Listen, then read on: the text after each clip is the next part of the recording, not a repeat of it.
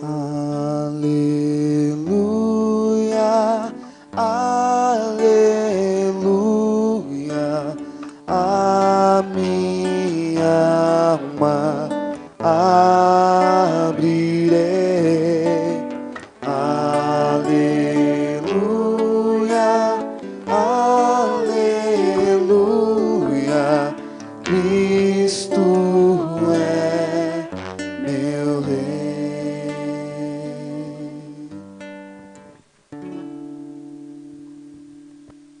O Senhor esteja convosco. Proclamação do Evangelho de Jesus Cristo segundo São Lucas.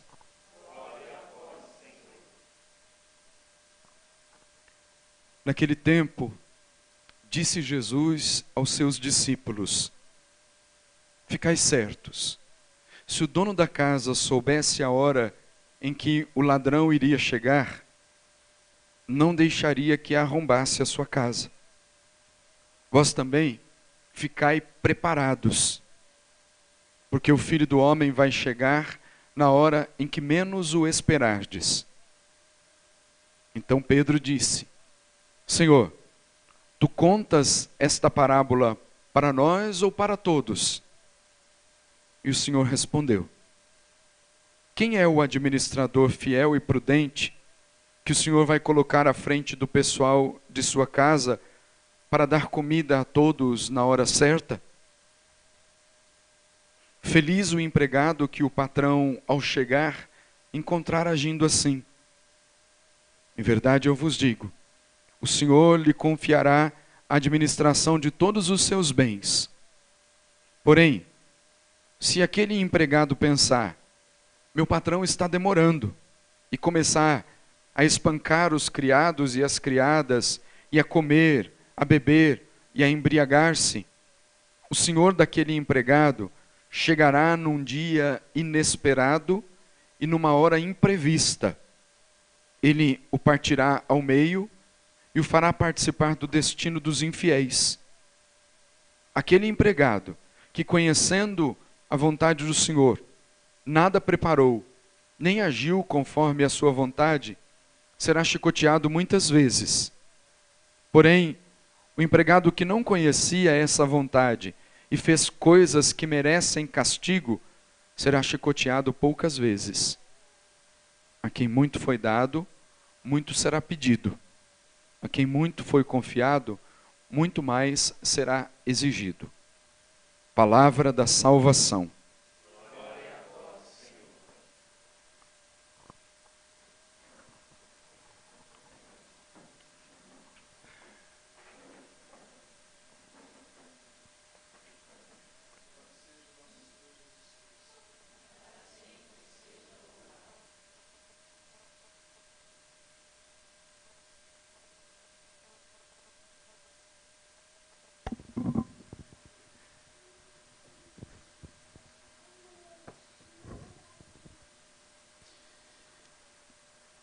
Irmãos e irmãs, o capítulo 6 da carta aos Romanos trata de um tema que está intimamente ligado à história da nossa salvação. Primeiro, fala do domínio do pecado, que é a grande condição de frustração da existência humana.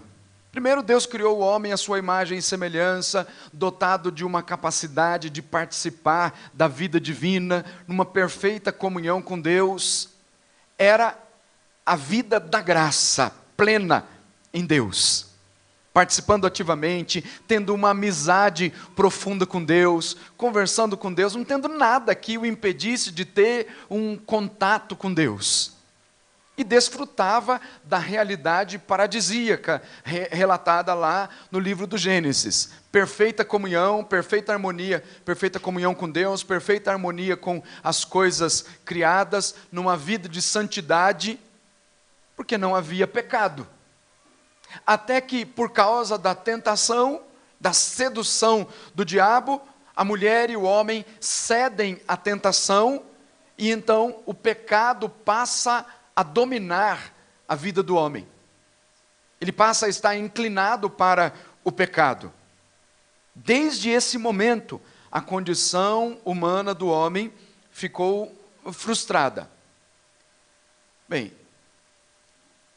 Deus não deixou o homem nessa condição de frustração. E desde esse dia, começou a chamar o homem. Desde que a gente não pode medir isso com o nosso relógio, né? Mas é como que assim, o homem cometeu o pecado, Deus já se desmanchou em misericórdia, querendo resgatá-lo da condição de pecado que estava para devolver a vida divina. Se nós pudéssemos medir isso com um relógio, é quase que uma reação imediata de Deus. Porque a essência de Deus é amor. A essência de Deus é o amor e o amor verdadeiro. E é um amor divino. Diferente do amor humano, que uma hora gosta, depois já não gosta mais, por isso que não é amor verdadeiro, que é gostar. Imediatamente, Deus começa a interpelar o homem, embora a gente não consiga medir isso com o nosso relógio, mas se fôssemos medir com o relógio, é como que uma reação imediata. Cometeu o pecado, frustrou a existência humana, Deus começa a interpelar o homem, começa a oferecer a ele um sentido novo para a sua existência. Oferece ao homem a condição de que ele volte, aliás, oferece ao homem a condição para voltar à vida verdadeira. E aqui está o X da questão. Quando ele oferece ao homem a condição de voltar à vida, voltar à dignidade original, é preciso que ele tome uma atitude que é a que então define o seu regresso, a sua volta à vida em Deus, que é reconhecer a sua condição de miserável. Primeira coisa, reconhecer a sua indigência, a sua miserabilidade, reconhecer quem ele é. E segundo, aceitar a vontade de Deus na sua vida. Deus oferece, então ele precisa. Deus oferece a chance, Deus lhe dá a oportunidade de que ele volte à vida divina, de que ele recupere a dignidade original, que é aqui toda a iniciativa de Deus, mas é preciso que o homem reconheça quem ele é, a condição para a qual ele foi, portanto, reconheça a sua condição de indigência, de pobreza, de miserável, e que aceite a vontade divina. Então, são duas atitudes. De Deus é uma só. Deus que vem ao encontro do ser humano. Só que é preciso que o ser humano então reconheça quem ele é, a sua condição de miserável, e também aceite a vontade divina. Essas duas atitudes são fundamentais para que o homem volte à amizade com Deus. Deus chama, o homem precisa corresponder. E essa correspondência passa por essas duas atitudes. Reconhecer a sua própria indigência, reconhecer a sua miséria e aceitar a vontade divina. É verdade que, num primeiro momento, o que se percebe no homem é uma recusa, um afastamento de Deus. Porque ele, a partir daquele momento, ele quer construir a sua vida de uma forma autônoma, sem depender da graça de Deus. E aqui está o começo de cavar um grande buraco, de cavar a sepultura, quando o homem recusa a graça de Deus e começa a querer viver de uma forma autônoma. Esse viver de uma forma autônoma é aquilo que traz a consequência do pecado para a sua vida. O que traz a recompensa do pecado. Se a recompensa da vida da graça é a eternidade, a recompensa da fidelidade é a vida eterna, a vida da graça, a recompensa do pecado, de uma vida autônoma, sem depender de Deus, é a morte. Quando o homem se afasta de Deus e começa a viver por sua conta própria, então ele começa a cavar a sua sepultura e para lá ele vai. A recusa da graça de Deus ou a vivência querer viver uma vida autônoma, construindo a sua vida a partir das suas próprias concepções, é como que a definição que se dá do pecado. Construir uma vida autônoma, recusando a oferta de Deus, é o pecado. Viver por conta própria, sem a dependência de Deus. A consequência disso é a morte. E não simplesmente uma morte biológica. Porque a morte biológica, vamos passar por ela todos. Aqueles que decidiram-se inteiramente por Deus e os que não decidiram por Deus, todos vão passar pela corrupção da morte, pela morte biológica. Mas quando São Paulo diz que aquele que se fecha completamente à graça de Deus, recusa a oferta de Deus e começa a construir uma vida autônoma, longe da graça de Deus, ele cava a sepultura, porque a consequência disso é a morte. Não só a morte biológica, a morte natural, que aí é irremediável, ninguém vai escapar dela, mas fala da morte eterna, que é a perda do sentido completo da vida divina. Passa então a pautar a sua vida somente pelas coisas terrenas, e como consequência disso, o resultado final, o salário, a paga para isso, para aquele que pautou a sua vida só pelas coisas terrenas, é a corrupção da morte, e que talvez até com um próprio jogo de palavras, né? Optou pelas coisas terrenas, então o seu salário é a terra mesmo, acabar numa sepultura, porque ali desceu às profundezas do abismo, acabou completamente a sua vida, acabou completamente a sua história. Do contrário, aquele que se decide inteiramente por Deus, a consequência é a vida eterna. Embora ele desça à sepultura, ele não está cavando uma sepultura, ele está abrindo um caminho para chegar, e que é a esperança do cristão, porque quando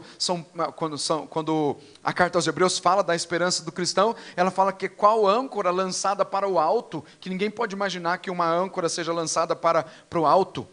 A âncora geralmente é lançada para baixo, para poder ancorar a embarcação. Mas ele fala da esperança do cristão como uma âncora lançada para o alto, como que para atingir o céu, para ser fincada lá no coração de Deus, para dizer, é para lá que nós vamos. Que é a consequência daquele que faz uma opção pela vida da graça e quer viver do jeito de Deus. O domínio da graça de Deus na nossa vida, e que nós passaríamos aqui por muitos conceitos próprios da teologia de São Paulo, o domínio da vida da graça, ou reconhecer Jesus como o único e verdadeiro Senhor, ou numa linguagem mais carismática, dizer o senhorio de Jesus na nossa vida. O domínio da graça ou o senhorio de Jesus refere-se à possibilidade de superar a frustração existencial que o pecado colocou na nossa vida. Há então, nesse domínio da graça, uma reabilitação da vida, uma reabilitação da vida espiritual. A gente passa por um processo de reabilitação, um processo de voltar à vida da graça. Quando a gente é purificado, quando a gente é livre do pecado, livre daquilo que pesa na nossa vida e que nos puxa literalmente para baixo. Como é que se dá isso? Essa reabilitação, ela se dá por meio de uma graça, que mais do que um conceito, essa graça tem um nome, é Jesus Cristo. O processo de reabilitação da vida do ser humano para superar a frustração existencial que o pecado imprimiu na sua vida e dá para ele ali um olhar de eternidade, um desejo de vida eterna, para que a sua vida não se corrompa, para que a sua vida não esteja destinada somente à sepultura, se dá por meio de Jesus Cristo. E como é que se dá isso? São temas tratados.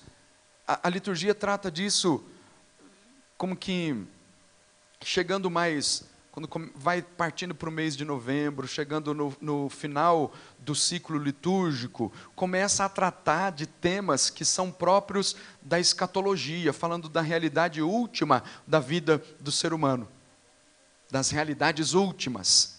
Quando trata da vida eterna, do céu, do inferno, do purgatório. São Paulo trata disso com muita propriedade, sobretudo dessa realidade divina, sobrenatural, que é a vida eterna. E ele diz que quem adere inteiramente a nosso Senhor Jesus Cristo e se deixa conduzir por Ele, se abre a possibilidade real, não ilusória, mas a possibilidade real de ter como resultado dessa adesão incondicional a vida eterna. Por que ele não diz assim, quem adere precisamente a nosso Senhor Jesus Cristo vai chegar no céu? Embora a gente diga isso, quem adere a Jesus vai chegar no céu. Mas se, conforme nós ouvimos aqui o Evangelho, se não tivermos um espírito vigilante, aquilo que nos foi dado como presente, porque a gente não merecia, foi dado como presente, não por causa de nossos merecimentos, mas por causa da ordem da graça de Deus, a gente pode perder. Como quando você dá um presente para a criança, talvez ela nem mereça tudo aquilo, mas você vai lá dar um presente, passa um dia, 2 dias, você vai lá, por que destruiu o presente que eu dei? Deu carrinho, com tanto carinho, com tanto amor. Talvez você já tenha feito isso também na sua vida, de ter recebido um presente que você talvez não merecesse tanto, mas você destruiu, em poucos dias você destruiu aquele presente. Claro que é uma comparação um pouco longe daquilo que é essa realidade espiritual, mas para dizer o seguinte, Deus nos concedeu a graça, mas se nós não cuidamos dela, nós podemos perder. Como é que a gente cuida? Sendo vigilantes. Vigilantes. Primeiro, no que diz respeito ao pecado, para fugir dele. Vigilantes, numa intensa vida de oração. Vigilantes, por uma vida intensa de caridade, esperando a vinda do Senhor, que vem para nos levar definitivamente com Ele, e que pode ser a qualquer momento, a qualquer hora, a gente não sabe o dia, não sabe o ano, não sabe nada, mas sabe que Ele voltará. E se nos encontra vigilantes, é sinal de que nós aderimos, e em meio aos tropeços da vida, nós aderimos a Cristo, e em meio aos tropeços da vida, em meio aos obstáculos todos, nós vamos superando, porque nós temos um objetivo muito maior. Nós superamos através de um arrependimento, através de uma busca intensa de Deus, de um espírito de vigilância, porque a nossa esperança está naquilo que é eterno.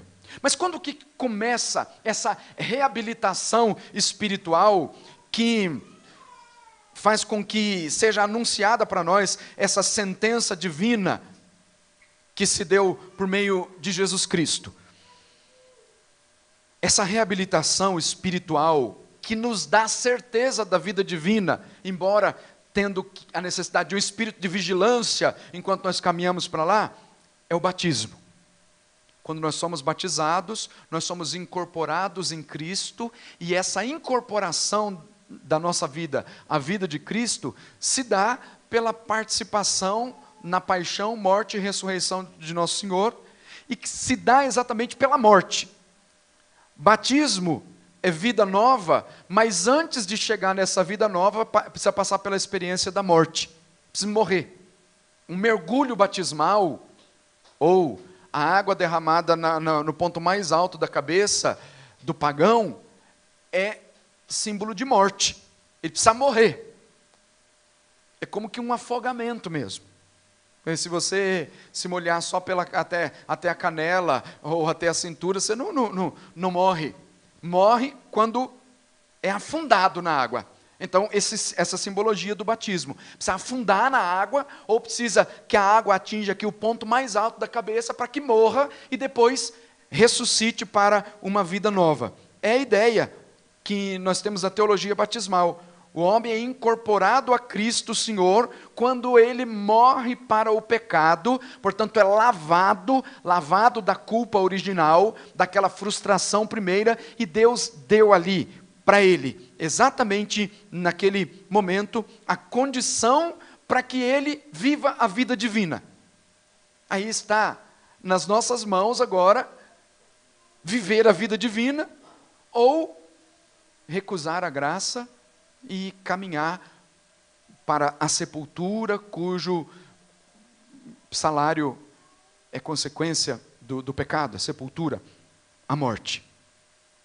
São Paulo continua dizendo isso, e diz de uma forma muito clara que a incorporação em Cristo, que é realizada pelo batismo, ela nos liga à morte de Cristo, liga o cristão à morte de Cristo, e a morte de Cristo, você sabe que foi só uma passagem, ele passa pela morte. Então, ao sermos ligados à morte de Cristo, nós somos ligados à ressurreição. Morremos com Cristo para ressuscitar para uma vida nova. Quando a gente morre com Cristo pela realidade batismal, nós deixamos de ser destinados a uma morte eterna, para então sermos destinados a uma vida eterna, para a eternidade. Fica impressa em nós, então, fica impresso na nossa vida a marca da eternidade desde o dia que nós fomos batizados. São realidades últimas da nossa vida, mas que não são decisões para serem tomadas no último momento da nossa vida, embora no último momento, se nós nos arrependermos dos nossos pecados, Deus é fiel, justo e misericordioso para nos perdoar e nos dar a graça da vida eterna. Como que então é a situação atual da nossa vida cristã? A situação atual da nossa vida cristã, e atual, não digo somente de agora, mas a situação da vida dos cristãos de todos os tempos, é uma vida de uma luta constante, porque há uma grande tensão, a luta que há entre o pecado e Deus, a inclinação para o pecado, em cair no pecado, e o desejo de buscar Deus. Ora, o desejo de buscar Deus é grande, outra hora deixamos o pecado nos dominar, e é como se colocasse diante de nós a possibilidade de nos alistarmos num grande exército. Nós estamos numa guerra, numa batalha espiritual, e é colocado diante de nós a possibilidade de que nos alistemos num exército. É a comparação que é feita por as comparações militares, algumas vezes feitas por São Paulo. E ele diz assim, a teologia de São Paulo diz assim: o pecado e Deus são como que dois generais em guerra. O pecado e Deus. Então você pode se alistar com esse general que é o pecado, ou você pode se alistar nesse general que é Deus. Cada um pode fazer a opção pela frente de batalha a qual quer ir. Se quer ir à frente da batalha do pecado, ou se quer ir à frente da batalha de Deus. Onde você se alistar, se é um alistamento no pecado, ou se é o alistamento na vida da graça, as duas têm consequências. Tem grandes consequências, e aliás, é assim, você terá que suportar as consequências desse alistamento, as consequências da opção feita. E aqui entra uma outra realidade que é muito própria também da teologia de São Paulo, que foi desenvolvida de uma forma magnífica por Santo Agostinho, que é a capacidade que Deus deu ao homem de escolher, e que é diferente de liberdade. Para São Paulo, a liberdade consiste numa única coisa, entre escolher entre um bem e um outro bem. Não é a possibilidade de escolher entre uma coisa ruim e uma coisa boa. A liberdade verdadeira do cristão, segundo São Paulo, significa estar escravo de Jesus.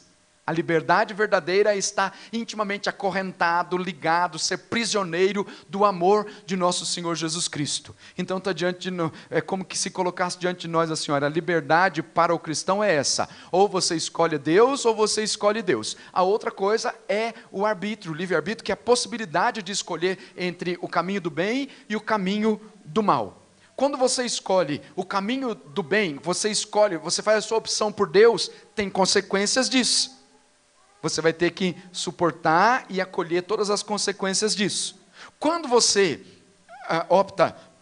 faz a sua opção pelo pecado, também tem as consequências que são próprias dessa opção feita. A opção pelo pecado é uma vida autônoma. A opção pelo pecado é vida autônoma. Então você não depende de doutrina, você não depende de vida espiritual, Você não depende de autoridade nenhuma constituída para conduzir a sua vida, você não depende de uma direção espiritual, isso é opção pelo pecado. Então, se você faz a opção pelo pecado, então você começa a viver por conta própria, você traça tudo aquilo que você quer para a sua realidade. E o grande problema é quando a pessoa acha que está em Deus, mas fez uma opção pelo pecado. Então parece que ela optou por que ela quer doutrina, parece que ela quer direção espiritual, parece que ela quer estar num contexto de uma vida orientada por um caminho de espiritualidade, mas essencialmente não fez ainda uma opção inteira por Deus. Então, parece que ela fez uma opção por Deus, mas ela vive de uma forma autônoma. Isso se dá quando nós não obedecemos regras. Isso se dá quando nós sabemos que temos um caminho de vida espiritual a ser seguido, que não nos foi imposto, que nós decidimos livremente e nós não seguimos. E a gente podia enumerar uma série de coisas. Então, assim, eu fiz uma opção por Deus, eu me alistei no exército de Deus. No entanto, a opção que eu tenho feito é uma atitude muito mais ligada ao pecado, porque eu quero ter uma vida autônoma, do que uma vida da graça, do que me submeter à vontade de Deus em primeiro lugar, e depois me submeter à vontade de Deus, que passa pelo meu formador, que passa por aquilo que é a estrutura da vida da comunidade, que passa pela vida da igreja, que passa pelo meu diretor espiritual. Então parece que eu optei por Deus, mas no fim, quando eu quero viver por conta própria, tem uma opção escondida aqui pelo pecado, e a consequência disso é a morte. A opção pelo pecado é a atitude do tipo deixar-se, ou querer-se, não deixar-se conduzir, mas conduzir a sua vida própria. Quando você se conduz a si mesmo, embora tenha uma capa de espiritualidade, uma capa de submissão, mas na essência você está se conduzindo por conta própria. Agora, a opção por Deus, ela rege-se por normas, que aqui, essa opção por Deus significa submeter-se à sua vontade, e que não pode ser, de forma alguma, algo que nós optamos por uma coação, coagidos a optar por isso, tem que ser na plena liberdade, na plena decisão. Às vezes a gente volta nos conceitos que parece que é a mesma coisa, mas a plena opção, eu me decidi inteiramente pela vida da graça, sem que ninguém tivesse me forçado, sem que tivesse nenhuma força exterior me coagindo a fazer isso. Então, optei a viver do jeito de Deus. Qual que é a consequência disso? É que, na gratuidade de Deus, sem que nós mereçamos, Ele nos dará a vida eterna. Há um reconhecimento também na teologia de São Paulo que o homem sem Deus é um homem livre, porém escravo do pecado.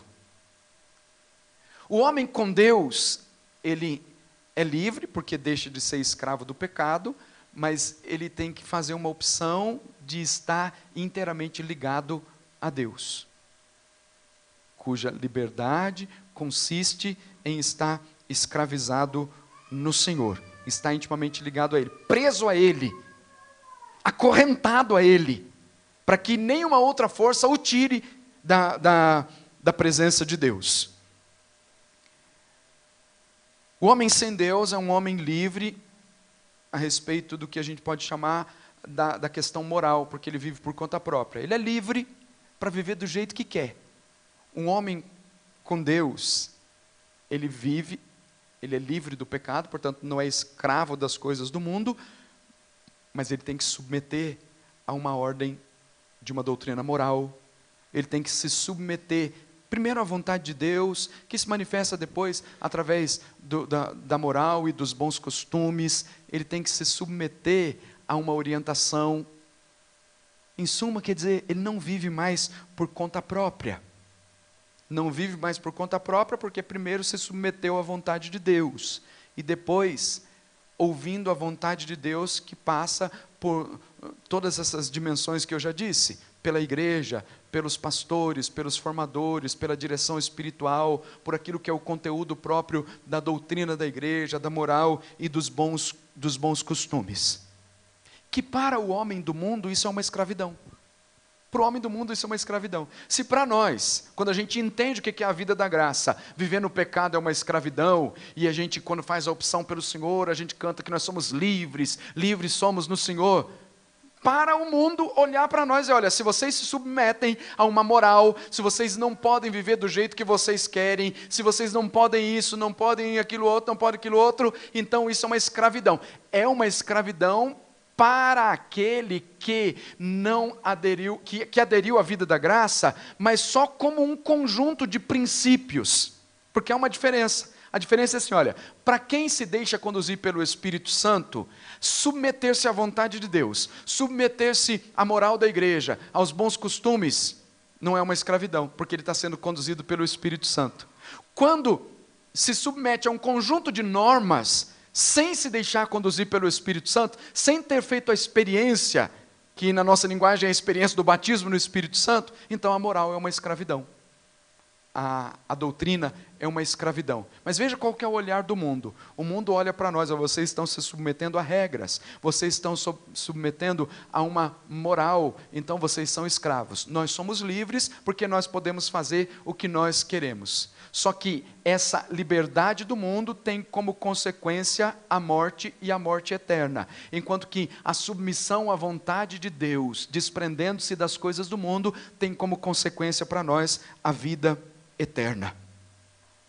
Que para São Paulo é o centro, que aliás, para toda a nossa estrutura de fé, o centro é a ressurreição. Nós aderimos a Cristo, vivemos com Cristo, abandonamos as coisas do mundo, porque nós cremos que, morrendo para o mundo, morrendo para o pecado, nós teremos a vida eterna. De tal forma que está aqui, alistado no pecado, implica para nós, implica uma escravidão, como já disse, por conta de que tem que se submeter à norma, submeter a doutrina, a moral, aos bons costumes. Enquanto que aquele que opta pela vida da graça sabe que desprendimento é diferente daquilo que o mundo diz. Olha, nós podemos fazer o que nós queremos, estamos ligados ao mundo. Então não há nenhum prejuízo para nós quando a gente se desprende das coisas do mundo para viver a vida em Deus. Porque o que nós buscamos como recompensa não são as coisas do mundo. O que nós buscamos como recompensa é a vida eterna.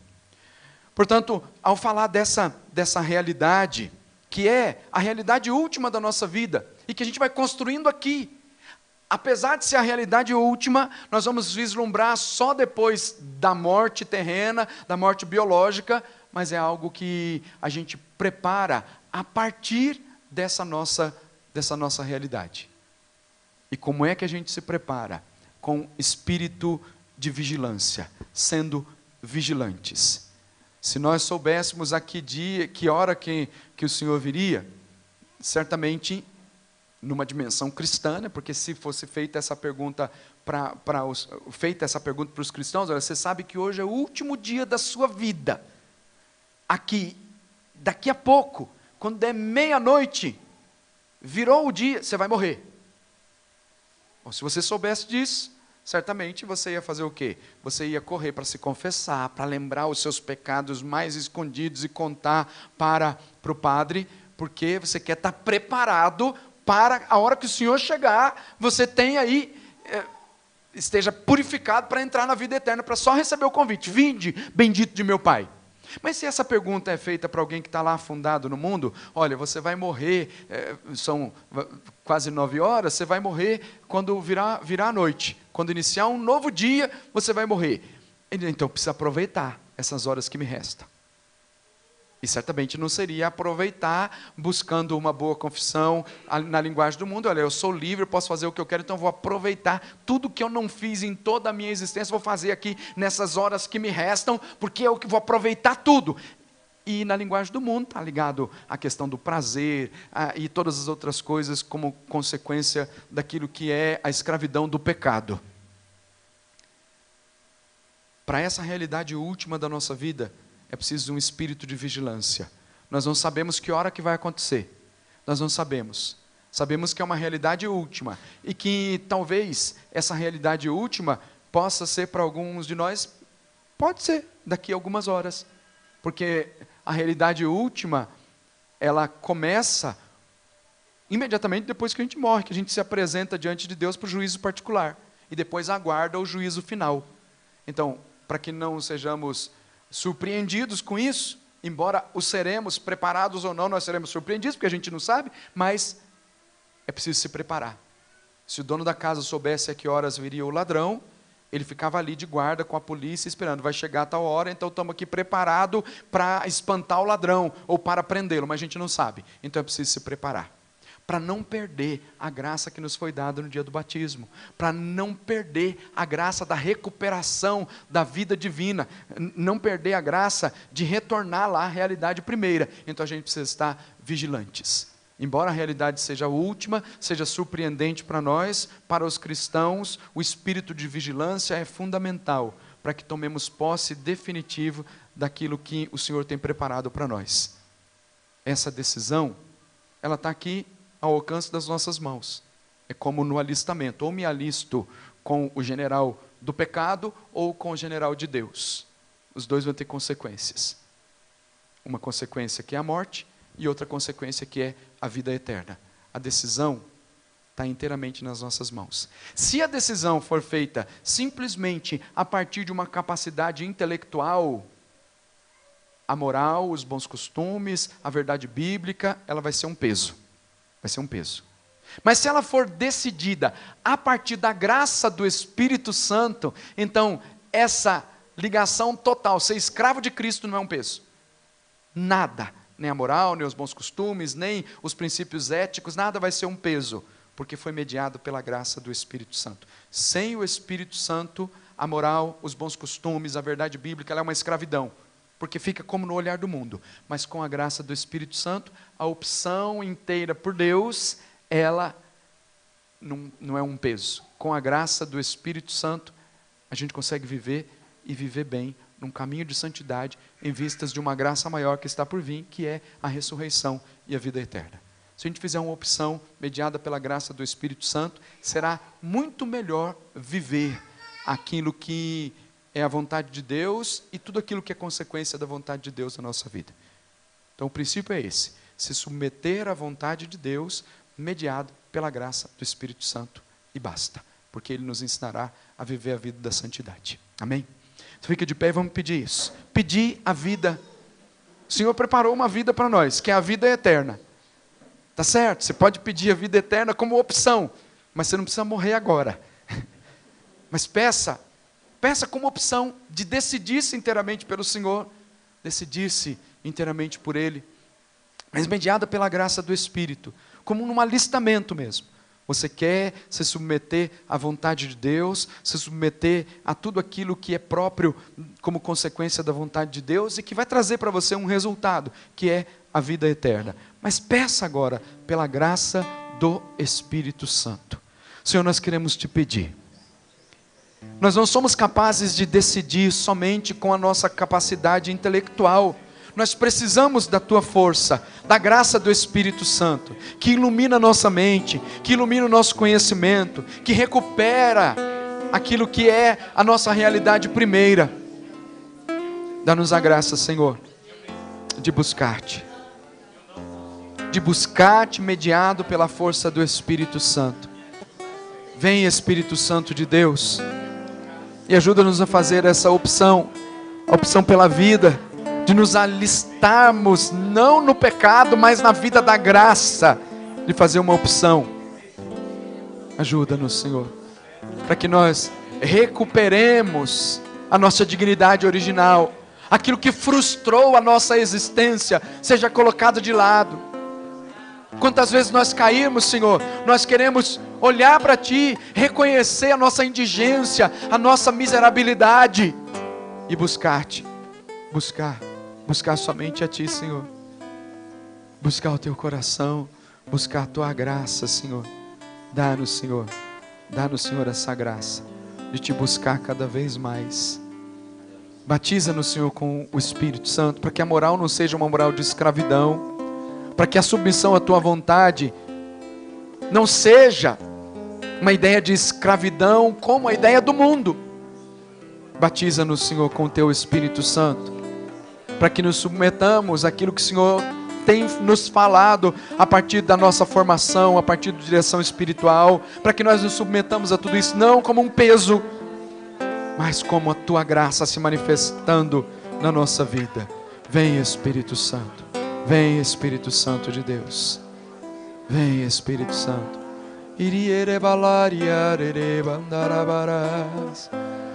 Iria labalaria labara candalabare candalara labarabaras. Shiria labalaria manara candere balara. O pecado tenta nos dominar, Senhor, mas nós queremos ser dominados por Ti, porque o Senhor é o nosso único e verdadeiro Senhor. Ede candalara labalara labara candalabararas. Shiria labalaria labandere candalabalara labaramas. Iria labaria lamande candalabara labara candara labandes. Shiria labalaria ande candalabasuria labararas. Iria labalaria mande candara la. Ah, Jesus, dá-nos a graça de morrer para o pecado e viver a vida da vida, a vida verdadeira. Recupera em nós a graça batismal. Recupera, Senhor. Nós precisamos de Ti, Senhor. Precisamos de Ti.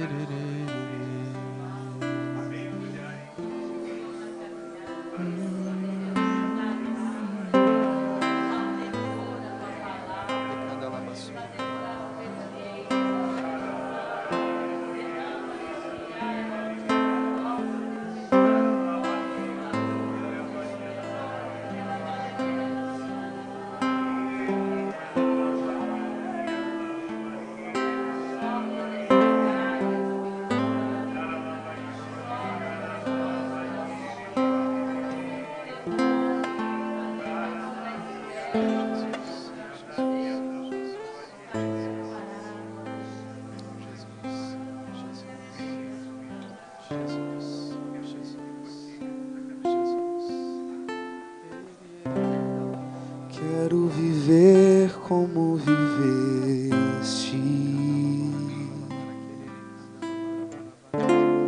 Quero sentir como sentia. Ter um coração manso e humilde como o teu. Ser formado pela mesma mãe que os teus passos conduzir.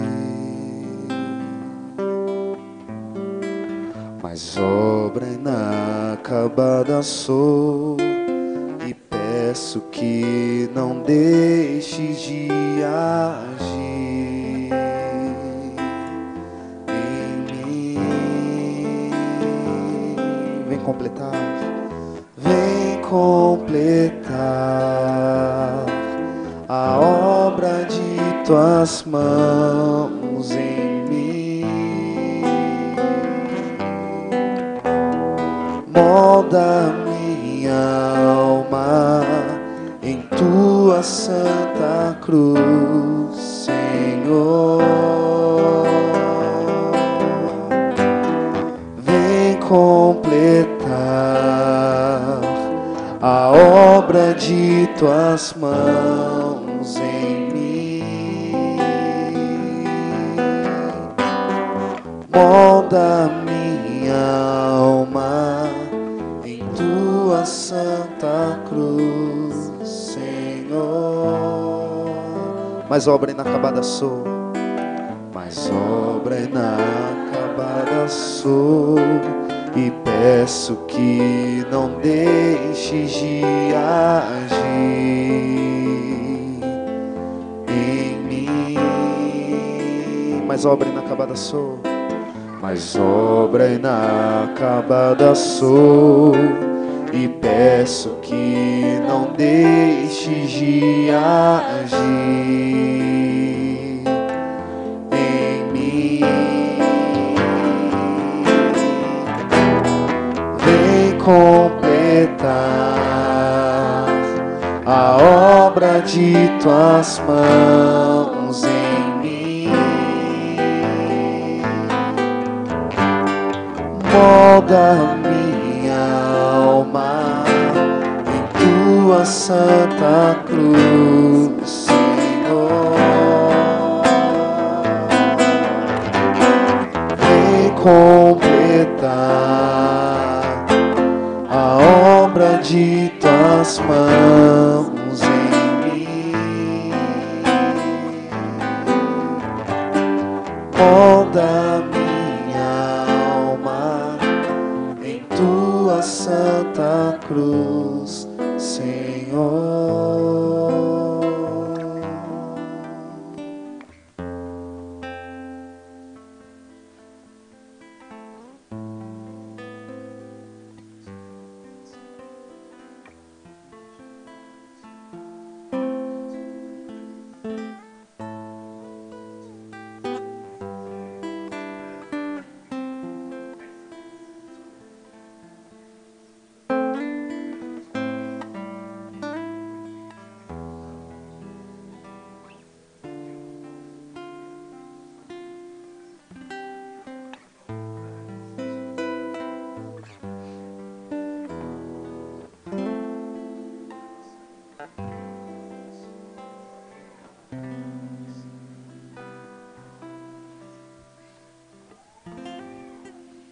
Glória ao Pai, ao Filho e ao Espírito Santo, como era no princípio, agora e sempre.